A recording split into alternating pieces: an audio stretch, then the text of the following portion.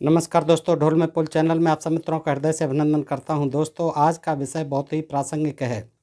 मनुस्मृति के बारे में बाबा साहब अम्बेडकर के क्या विचार रहे, क्या कहना था उनका और उन्होंने उसका दहन क्यों किया था दोस्तों। और इसके ही संदर्भ में, मनुस्मृति के ही संदर्भ में हम देखेंगे कि जयपुर के उच्च न्यायालय में जो मनु की प्रतिमा लगाई गई वो किस तरह से विवादों के घेरे में रही दोस्तों। और उसके बाद जो है हम कुछ देखेंगे कि आज के जो है समय में इन विचारों की जो कि हमारे बाबा साहब अम्बेडकर जी ने दिए इस मनुस्मृति के बारे में, उनकी क्या प्रासंगिकता है दोस्तों। ये बड़ा दिलचस्प मैटर है और आपसे अनुरोध करता हूं कि आप इसको ध्यान से देखें दोस्तों, सुनें। माननीय डॉक्टर अम्बेडकर जी ने मनुस्मृति का कट विरोध क्यों किया, इस प्रश्न को गहराई से समझने के लिए उन अपमानजनक घटनाओं पर भी ध्यान देना होगा जो अस्पृश्य समाज को स्पृश्य समाज की ओर से समय समय पर सहन करनी पड़ी। यानी सवर्णों की ओर से दलितों के लिए जो यातनाएं दी जाती रहीं वो बाबा साहब ने स्वयं भोगी और उनको अनुभव किया। तो उदाहरण के तौर पर सन 1927 के अंत में मनुस्मृति जलाई गई। उसी वर्ष के मार्च महीने में, यानी 1927 के मार्च महीने में मनुस्मृति जलाई गई थी। और मार्च महीने में महाराष्ट्र के महाड़, जिला रायगढ़ नामक स्थान पर डॉक्टर अंबेडकर जी के नेतृत्व में एक तालाब पर सामूहिक रूप से पानी पीने का साहसी सत्याग्रह किया गया। परिणाम स्वरूप रूढ़वादी ब्राह्मण समाज क्षुब्ध हो उठा। ज्ञान प्रकाश समाचार पत्र के 27/3/1927 के अंक में दिए गए समाचार के अनुसार 21 मार्च 1927 को वह तालाब तथा कथित वेदोक्त विधि से शुद्ध किया गया। वेदोक्त विधि से, वेद में बताई गई विधि से शुद्ध किया गया। 21 मार्च 1927 को वह तालाब, ये जो है महाड़ में था, महाराष्ट्र के महाड़ में, जिला रायगढ़ में। तो फिर जो है 21 मार्च को वह तालाब, 21 मार्च 1927 को वह तालाब तथा कथित वेदोक्त विधि से शुद्ध किया गया। जिस तालाब में कुत्ते, सियार, जानवर तमाम पानी पीते थे, पशु पक्षी पानी पीते थे, उसमें आदमी पानी नहीं पी सकते थे। बाबा साहब ने उसके लिए आंदोलन किया। तो फिर वेदोक्त विधि से जो है ब्राह्मणों ने उसका शुद्धिकरण किया, पवित्रीकरण किया। उसी समय सवर्ण समाज द्वारा अस्पृश्य समाज की प्रतिशोधात्मक भावना से, बदले की भावना से मारपीट भी की गई। व्यक्तिगत और सार्वजनिक जीवन में अनुभूत इस प्रकार की घटनाओं से डॉक्टर बाबा साहब अम्बेडकर अतिशय दुखी थे। उन्हें इस बात का दुख था कि अस्पृश्य समाज को एक सामान्य मनुष्य के नाते जो जीवन जीने का मौलिक अधिकार मिलना चाहिए वह भी उसे मिलता नहीं है। डॉक्टर अंबेडकर जी की यह धारणा बनी कि जिस समाज में प्रचलित विषमता युक्त धारणाओं की पृष्ठभूमि में मनुस्मृति है। ये सारी विषमता जो समाज में आजकल देखी जाती है, जो ऊंच नीच की, छुआछूत की भावना ये देखी जाती है, इसका सारा जो है दारोमदार मनुस्मृति पर टिका है। इसकी जड़ मनुस्मृति है। यह बाबा साहब ने अनुभव किया। अतः उन्होंने 25 दिसंबर 1927 को महाड़ सत्याग्रह परिषद के अवसर पर रात 9 बजे प्रतीकात्मक रूप में मनुस्मृति जलवाई थी। 25 दिसंबर 1927 को महाड़ सत्याग्रह परिषद के अवसर पर रात 9 बजे प्रतीकात्मक रूप में मनुस्मृति जलवाई थी। मनुस्मृति चातुर्वर्ण यानी 4 वर्ण के सिद्धांत का समर्थन करती है और डॉक्टर अंबेडकर के अनुसार जन्मना यानी जन्म से चातुर्वर्ण का सिद्धांत विषमता यानी असमानता, ऊंच नीच, छुआछूत, भेदभाव की नींव पर आधारित है। वर्ण व्यवस्था जो है मनुस्मृति की, इसलिए उन्होंने असमानता का समर्थन करने वाली मनुस्मृति के प्रति अपना आक्रोश व्यक्त करने के लिए उसे जलवाना आवश्यक समझा। दोस्तों, आप समझ रहे होंगे कि मनुस्मृति को बाबा साहब ने कब और क्यों जलवाया था। तत्पश्चात 8 वर्ष की, उसके बाद 8 वर्ष के दौरान कुछ ऐसी घटनाएं घटी कि डॉक्टर अंबेडकर जी ने विवश होकर धर्मांतर की यानी धर्म परिवर्तन की घोषणा कर दी। नासिक महाराष्ट्र के जिस कालाराम मंदिर में स्वामी दयानंद सरस्वती के दिसंबर 1874 में व्याख्यान हुए थे, उसी कालाराम मंदिर में प्रवेश पाने के लिए माननीय डॉक्टर अंबेडकर के मार्गदर्शन में 3 मार्च 1930 से अक्टूबर 1935 तक यानी 5 साल तक लगभग 6 साल सत्याग्रह किया गया। क्या? कालाराम मंदिर है नासिक में, उसमें अछूतों को प्रवेश नहीं दिया जाता था। तो बाबा साहब ने 6 साल उसके लिए, प्रवेश के लिए आंदोलन किया। डॉक्टर अंबेडकर जी ने नासिक ज़िले के ही येवला नगर में जो धर्मांतर करने की घोषणा की, उसकी पृष्ठभूमि में भी 6 साल तक चली कालाराम मंदिर की सत्याग्रह की घटना रही है। बाबा साहब ने जो धर्म परिवर्तन किया, उसके पीछे ये कालाराम मंदिर के लिए जो सत्याग्रह आंदोलन उन्होंने 6 वर्ष तक किया और उसमें उन्हें सफलता नहीं मिली, इसलिए उन्होंने येवला नगर में धर्मांतर करने की घोषणा की। 13 अक्टूबर 1935 को येवला में दिए अपने भाषण में डॉक्टर अंबेडकर जी ने घोषणा की कि मैं हिंदू के रूप में जन्मा जरूर हूँ, पर हिंदू के रूप में मरूंगा नहीं। दोस्तों, ये बहुत अच्छी जानकारी आपको मैं दे रहा हूँ। एक छोटी सी पुस्तिका है, इसका नाम है आर्य समाज और डॉक्टर अंबेडकर। ये जो है डॉक्टर कुशल देव शास्त्री जी हैं, इन्होंने लिखी है दोस्तों। और ये जो है डॉक्टर अंबेडकर विजिटिंग कार्ड भी इसमें दिया हुआ है पीछे। ये जो है आर्य समाज और डॉक्टर अंबेडकर की पुस्तक है, दयानंद सरस्वती जी भी इस पर छपे हुए हैं दोस्तों। तो ये जो है दोनों के ही इसमें विचार हैं, आर्य समाज के और बाबा साहब अंबेडकर के, दयानंद सरस्वती वर्सेस डॉक्टर अंबेडकर। आगे देखते हैं दोस्तों क्या होता है कि आगे क्या कहते हैं कि माननीय डॉक्टर अंबेडकर ने गौतम बुद्ध, संत कबीर और महात्मा फुले की त्रिमूर्ति का शिष्यत्व स्वीकार कर उन्हें अपना गुरु माना है। यानी डॉक्टर साहब ने गौतम बुद्ध को, संत कबीर को और महात्मा फुले को यानी अपना गुरु माना। फुले जी ने अपनी रचनाओं पर स्थान स्थान पर मनुस्मृति का विरोध किया है। वे अपने तृतीय रतन लेखन काल सन 1855 तथा प्रकाशन काल 1879 नाटक में रूढ़वादी ब्राह्मणों पर व्यंग करते हुए लिखते हैं। कौन? ज्योतिबा फुले जी महाराज। प्रकाशित पुस्तक है 1879 में। कौन सा नाम है? तृतीय रतन। क्या लिखते हैं फूले जी? आपके ही पूर्वज मनु के कानून दिखाकर हमें यह कहते रहे कि आप लोगों को पढ़ने का अधिकार नहीं है। फिर क्या वे लोग मनु का कानून तोड़कर अपने बच्चों को स्कूल भेजते? तब आप लोगों ने उन्हें पढ़ने नहीं दिया। अब उन्हीं के वंशजों में ऐसे लोग उत्पन्न हो रहे हैं जो मनु के कानून की उपेक्षा करने के लिए कटिबद्ध हो गए हैं, कमर कस के अड़ गए हैं। महात्मा फुले समग्र वांग्मय पृष्ठ 28। महात्मा फुले जी का दूसरा ग्रंथ है गुलामगिरी, जो कि 1873 में प्रकाशित हुआ। इसमें ब्राह्मणोऽस्य मुखमासीत मंत्र पर फुले जी ने अपनी ग्राम्य शैली में व्यंग किया है। वे लिखते हैं कि ब्राह्मण को जन्म देने वाला ब्रह्मा का मुख ऋतु आर्तव काल में 4 दिन अलग थलग बैठता था या भस्म लगाकर घर के काम काज करता था। जिस तरह से जो रजस्वला स्त्रियां हो जाती हैं, घर से बाहर बैठाल दी जाती हैं, अलग बैठाल दी जाती हैं 4 दिन के लिए, तो वो पूछते हैं कि ब्रह्मा का मुख जो है रजस्वला पीरियड में 4 दिन कहाँ बैठता था, अलग थलग कहाँ बैठता था? ये भस्म लगाकर घर के अंदर ही बैठता था। इस विषय में मनु ने कुछ लिखा है या नहीं, बताओ? तत्रैवं पृष्ठ 142 श्वेत कर याचा आसूढ़ अर्थात किसान का चाबुक, प्रकाशित 1883।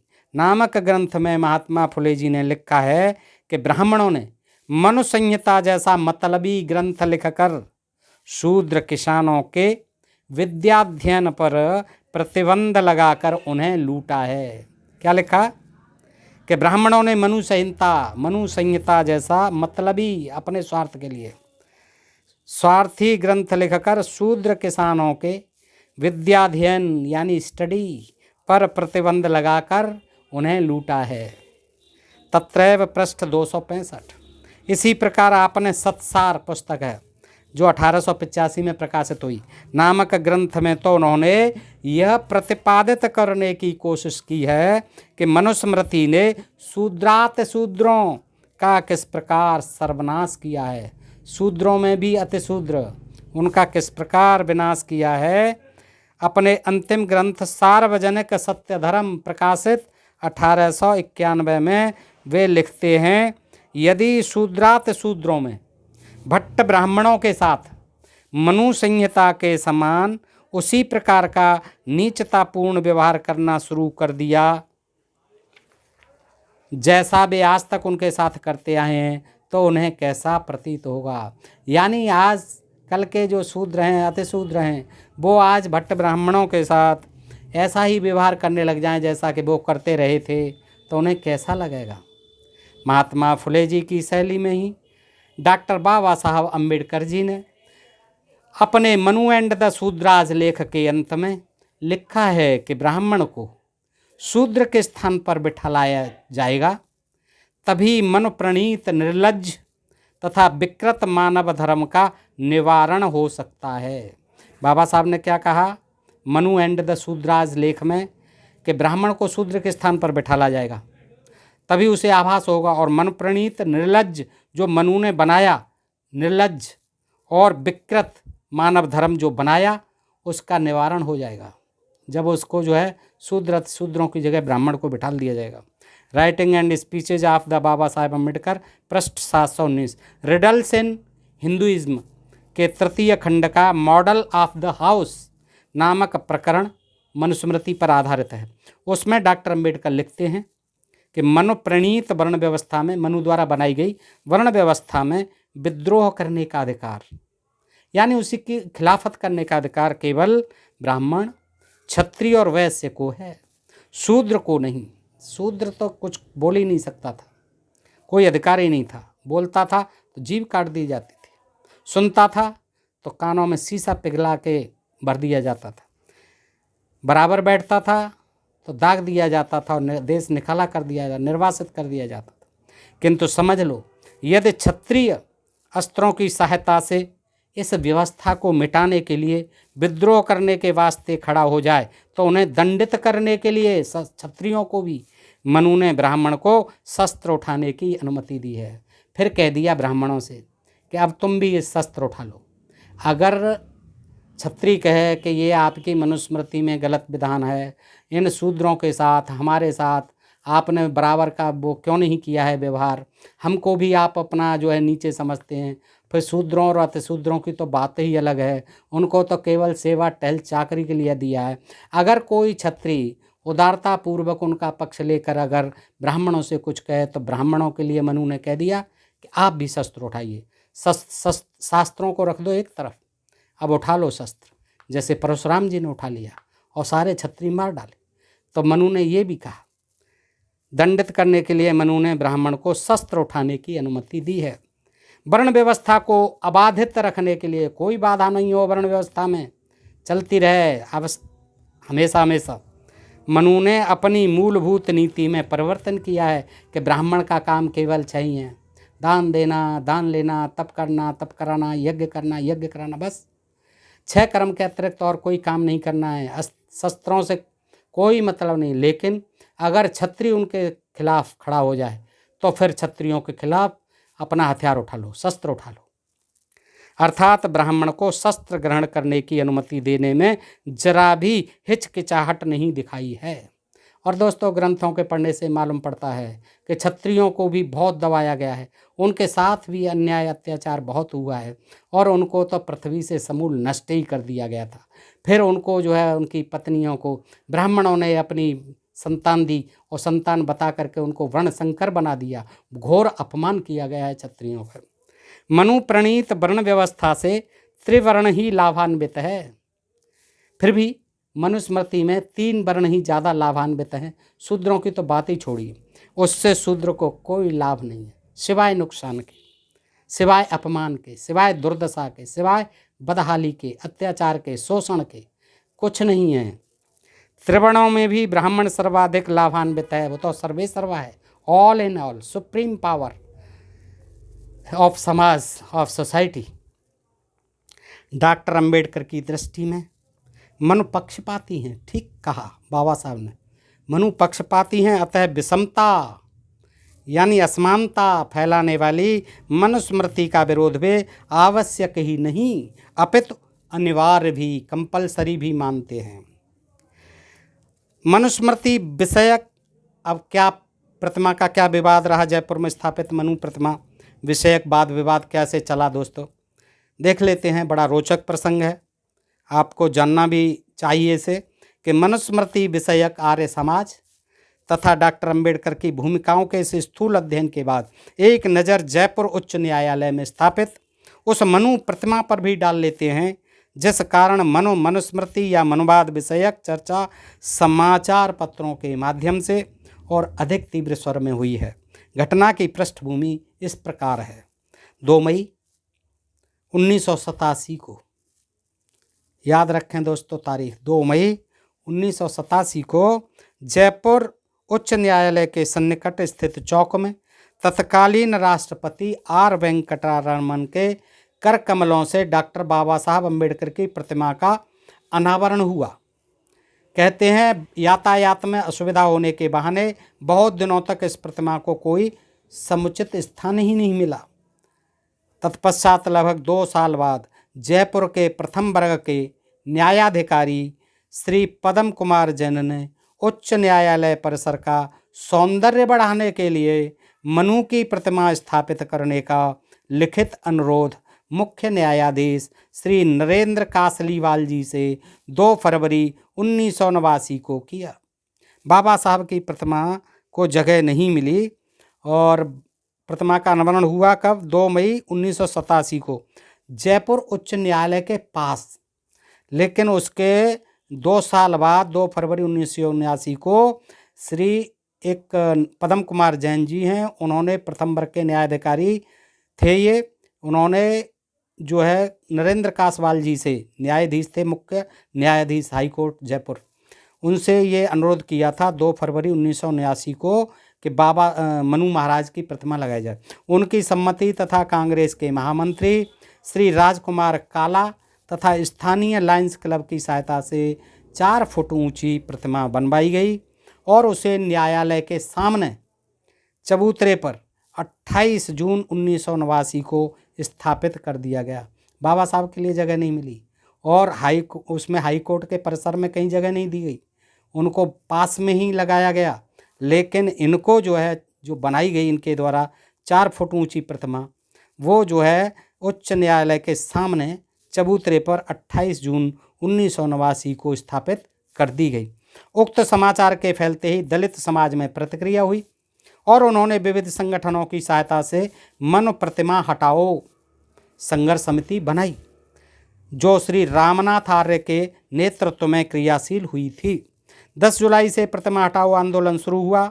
उसी बीच श्री नरेंद्र मोहन कासलीवाल सेवानिवृत्त हुए न्यायाधीश और उनके स्थान पर श्री मिलाप चंद जैन की नियुक्ति हुई।